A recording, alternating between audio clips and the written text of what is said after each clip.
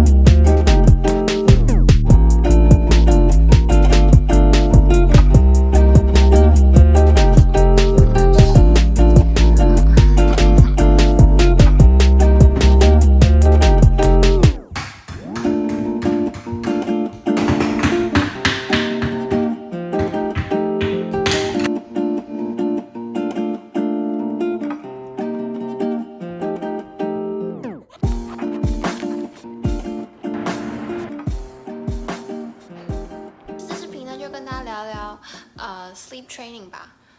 因为顺便跟大家讲了一下daily routine 这样。那我在坐月子的时候呢，就有了解到 Ferber method， 就是那个训睡的方法。当然还有很多啦，关于其他的训睡的方法，还有很多 opinions。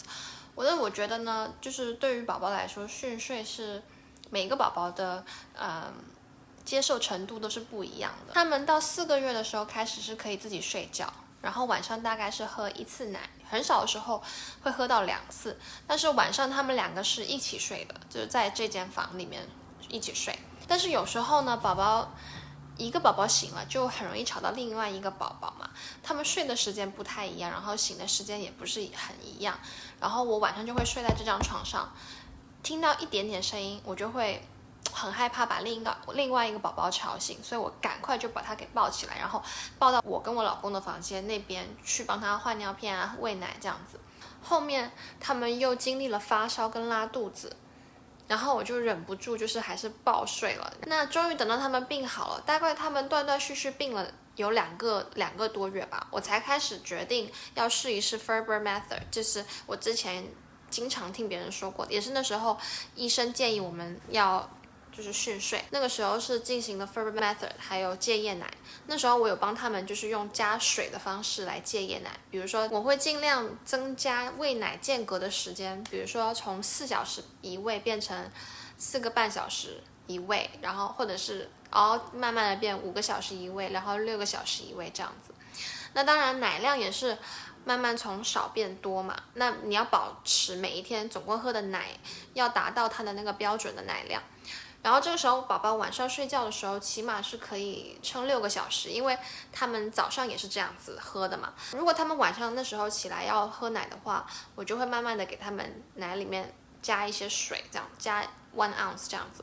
然后慢慢的越来越多，到最后就是全部都是水，那时候他们就不会想起来喝了。Ferber method 大家应该都知道，就是听说过，主要是要先培养宝宝的睡眠就是 routine。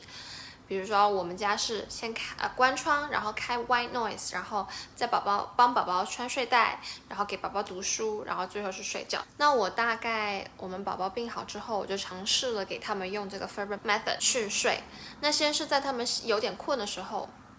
把他们放下，就是他们读完书困了，我就说 good night kiss， 然后这样子，然后就离开房间。如果宝宝哭的话，就按照那个 Ferber 的那个，对，它有一个时间表，多少分钟 check in 一次。如果宝宝哭了，这时候你进房间就只是拍一拍他，或者是安慰一下他，而不是说给他抱起来或者是喂奶这样子。那你安慰完之后，他可能就是心情平复了，你就出去了，然后